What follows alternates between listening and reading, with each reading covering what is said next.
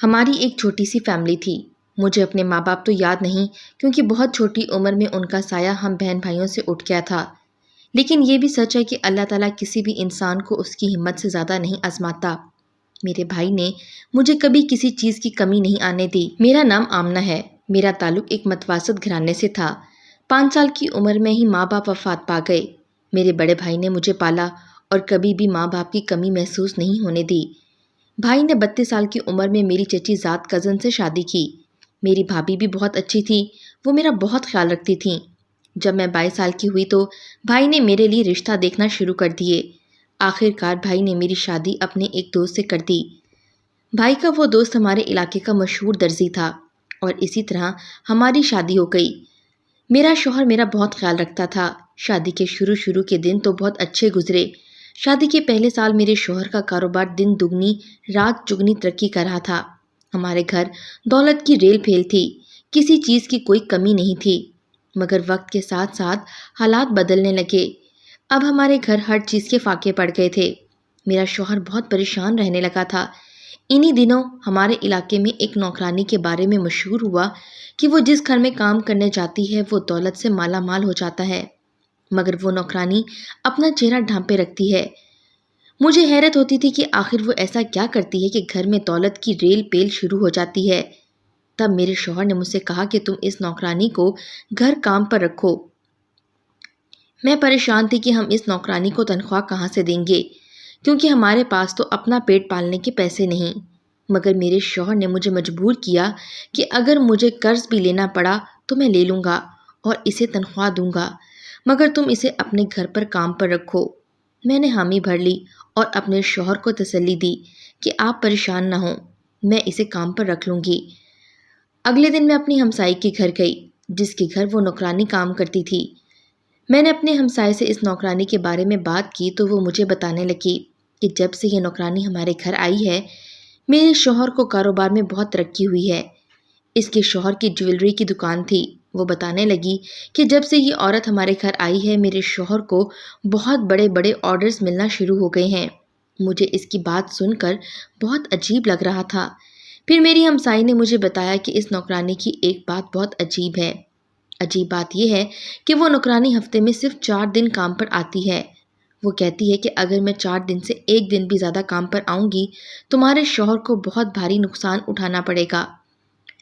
ابھی ہم یہ باتیں کر ہی رہے تھے کہ وہ نوکرانی چائے کی ٹرے لے کر آئی۔ اس نوکرانی نے اپنا چہرہ ڈھانپا ہوا تھا، مگر وہ عورت دیکھنے میں بہت خوبصورت تھی۔ پہلی بار دیکھنے پر میری نظر اس پر ٹھہر سی گئی تھی۔ خیر میں نے چائے پی اور اس نوکرانی کو اپنے گھر کام کرنے کے لیے کہنے لگی۔ پہلے تو وہ نہ مانی، مگر میرے اصرار پر وہ مان گئی اور اس نے حامی بھری کہ وہ کل سے میرے گھر پر کام کرے گی۔ میں اپنے گھر لوٹی اور اپنے شوہر کو بتایا کہ وہ نوکرانی کل سے ہمارے گھر کام پر آ جایا کرے گی۔ میرا شوہر میری یہ باتیں سن کر بہت خوش ہوا۔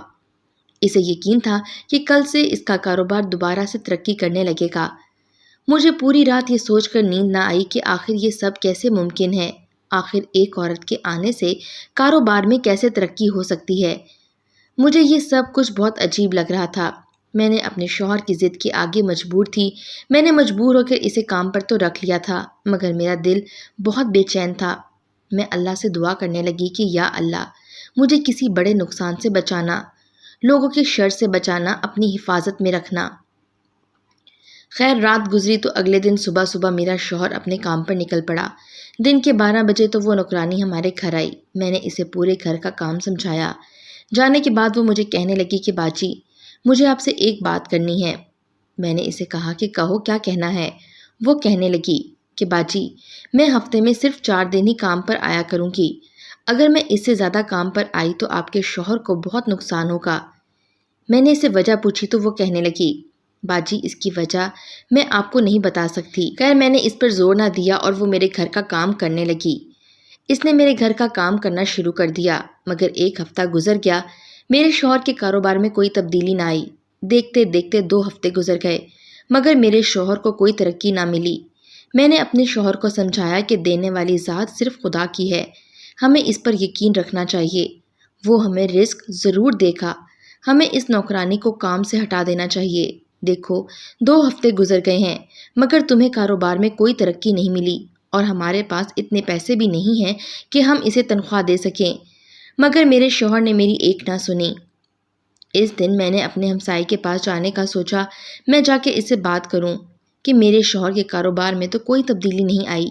یہی سوچ کر میں اپنی ہمسائی کے گھر گئی اور اسے ساری بات بتائی اور اس سے کہا کہ میں اس نوکرانی کو اب کام سے نکالنا چاہتی ہوں۔ وہ کہنے لگی، نہیں نہیں، ایسی غلطی مت کرنا۔ نوکرانی کے آنے کے 1 ماہ کے بعد میرے شوہر کو ترقی ملی تھی۔ تم انتظار کرو، تمہارے شوہر کو بھی کاروبار میں ضرور ترقی ملے گی۔ خیر میں نے اس کی بات سنی اور گھر آ گئی۔ دیکھتے دیکھتے وقت گزرنے لگا تھا۔ 2 مہینے گزرے تو میرے شوہر کا کاروبار دن دگنی رات چگنی ترقی کرنے لگا۔ میرے شوہر کے پاس دور دراز کے علاقوں، یہاں تک کہ بڑے بڑے شہروں سے کپڑوں کے آرڈرز آنے لگے۔ اب ہمارے گھر میں کسی چیز کی کوئی کمی نہ تھی۔ مگر ایک بات جو مجھے اب بھی پریشان کر رہی تھی وہ یہی تھی کہ آخر یہ نوکرانی صرف 4 دن ہی کام پر کیوں آتی ہے اور اس کے آتے ہی کاروبار میں ترقی کیسے ہو جاتی ہے۔ میں نے فیصلہ کر لیا کہ میں یہ راز جان کر رہوں گی۔ میں نے کسی طرح سے اس کے گھر کا پتہ معلوم کیا اور جب وہ 4 دن کام کرنے کے بعد اپنے گھر گئی تو اگلے دن میں اس کے گھر چل پڑی۔ میں اس کے گھر پہنچی اور اسے چھپ کر دیکھنے لگی۔ ابھی تھوڑی دیر ہی گزری تھی کہ وہ تیار ہو کر کہیں جا رہی تھی۔ میں بھی اس کے پیچھے چل پڑی۔ پیچھا کرتے کرتے وہ ایک شہر پہنچ گئی۔ شہر پہنچنے کے بعد وہ ایک بہت خوبصورت دکان میں داخل ہوئی۔ دیکھنے میں وہ ایک کپڑا، جوتوں، جویلری کی دکان معلوم ہوتی تھی۔ اس دکان میں ایک شخص موجود تھا اور اس شخص اور نوکرانی کی بات کرنے کے انداز سے معلوم ہو رہا تھا کہ اس دکان میں بیٹھا شخص اس نوکرانی کا منتظر تھا۔ پھر میں نے دکان پر نظر دوڑائی تو وہاں میرے شوہر کے سلے کپڑے بھی موجود تھے۔ مجھے یہ دیکھ کر مزید حیرت ہو رہی تھی اور میرا تجسس بھی اب بڑھنے لگا تھا کہ آخر یہ عورت کون ہے۔ میں نے چھپ کر ان کی باتیں سننے کی کوشش کی مگر مجھے کچھ سنائی نہ دیا۔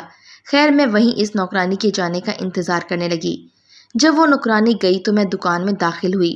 دیکھا تو دکان بہت خوبصورت تھی۔ اس میں بہت قیمتی کپڑے، جوتے اور جویلری موجود تھی۔ میں نے کچھ دیر دکان کا جائزہ لیا اور پھر گھر لوٹ آئی۔ میں نے اپنے شوہر کو ساری بات بتائی۔ میرا شوہر بھی میری یہ باتیں سن کر بہت پریشان ہو گیا۔ پھر مجھے اپنے شوہر سے ایک بہت ہی عجیب بات سننے کو ملی۔ وہ کہنے لگا، آمنہ، جب سے میرے کاروبار میں ترقی ہونا شروع ہوئی ہے مجھے یہ بات بہت عجیب لگتی ہے کہ ایک ہی شخص میرے پاس سارے آرڈر لے کر آتا ہے، وہیں مجھے اپنے کپڑوں کے اتنے آرڈر دے جاتا ہے۔ جب میرے شوہر نے مجھے یہ بات بتائی تو میں نے اسے اپنے موبائل میں ایک تصویر دکھائی۔ وہ تصویر اس دکان میں موجود شخص اور نوکرانی کی تھی۔ جب وہ باتیں کر رہے تھے تو میں نے ان کی تصویر کھینچ لی تھی۔ وہ تصویر دیکھ کر میرا شوہر چونک گیا اور کہنے لگا، ہاں یہ وہی شخص ہے۔ اب میری چھٹی حس کہہ رہی تھی کہ یہ عورت کوئی مکار ہے۔ میں اب اس کے آنے کا انتظار کرنے لگی کہ وہ عورت میرے گھر آئے تو میں اسے سچائی پوچھوں۔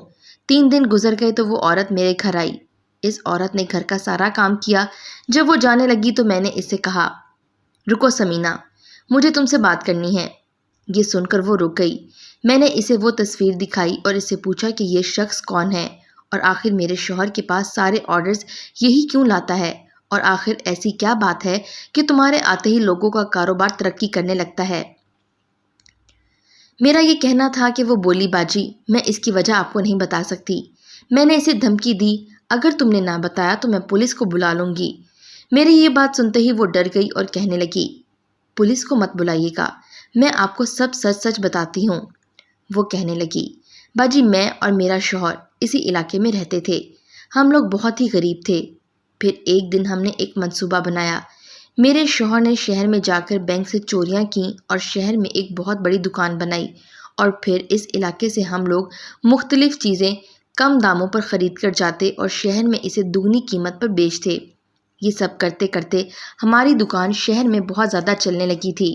تب میں نے سوچا کہ میں ان لوگوں کے گھروں میں جا کر کام کروں جن کا کاروبار ہے، تاکہ ان لوگوں کا اعتماد جیت سکوں اور ان کے کاروبار کے بارے میں مکمل معلومات حاصل کر سکوں۔ تھوڑے وقت کے لیے تو ہم لوگ ان لوگوں سے سامان خریدتے ہیں، مگر جیسے ہی میں ان کا اعتماد حاصل کر لیتی اور ان کے کاروبار کے بارے میں جان لیتی تو ہم لوگ ان کا سارا سامان لوٹ لیتے۔ آپ کا شوہر درزی تھا، اسی لیے میں آپ کے گھر پہ کام کرنے کے لیے تیار نہیں تھی، کیونکہ آپ کے کاروبار میں کوئی ایسا سامان نہیں تھا جسے لوٹا جا سکے۔ مگر پھر ہم نے سوچا کہ شروع میں تو پیسے دے کر کپڑے آرڈر پر تیار کروا لیتے ہیں، لیکن پھر بہت بڑا آرڈر دیں گے اور جب وہ تیار ہو جائے گا تو ہم پیسے دیے بغیر اس کو چوری کر لیں گے۔ اس کی یہ ساری باتیں سن کر میری روح لرز گئی تھی۔ وہ مجھ سے معافی مانگنے لگی، کہنے لگی، باجی مجھے معاف کر دو، مگر میں نے اس کی ایک نہ سنی۔ اس دن میرا شوہر بھی گھر پر موجود تھا اور چھپا ہوا تھا، کیونکہ ہم نے سچ جانے کا منصوبہ بنایا تھا۔ میرے شوہر نے پولیس کو بلوایا اور اس عورت کو گرفتار کروا دیا۔ پولیس نے شہر جا کے اس کے شوہر کو بھی گرفتار کر لیا۔ ہمارے علاقے میں جب سب کو یہ بات معلوم ہوئی تو سب میرے شکر گزار تھے کہ ان لوگوں کو میں نے اتنے بڑے دھوکے سے بچا لیا۔ ہم یہ کیوں بھول جاتے ہیں کہ رزق دینے والی ذات تو صرف خدا کی ہے؟ بھلا کسی انسان کے آنے سے ہمارے رزق میں کیسے اضافہ ہو سکتا ہے؟ انسان کو وہی ملتا ہے جو اس کے نصیب میں لکھ دیا گیا ہوتا ہے۔ ہمیں محنت کرنی چاہیے، اللہ پر بھروسہ رکھنا چاہیے۔ وہ کبھی بھی اپنے بندوں کو بھوکا نہیں بیٹھنے دیتا۔ آج اس بات کو 10 سال گزر چکے ہیں، آج بھی یہ واقعہ یاد آتا ہے تو میری روح کانپ جاتی ہے کہ اللہ نے مجھے کتنے بڑے دھوکے سے بچا لیا۔ اس دن کے بعد میرے شوہر نے توبہ کی کہ اپنے گناہوں کی معافی بھی مانگی اور محنت مزدوری کرنا شروع کر دی۔ وقت گزرتا گیا، میرے شوہر کی محنت رنگ لائی اور اس کا شمار بہترین درجیوں میں ہونے لگا۔ اللہ نے ہمارے کاروبار میں بہت ترقی دی۔ محنت کبھی رائیگاں نہیں جاتی اور محنت کا اور کامیابی کا کوئی شارٹ کٹ نہیں ہوتا۔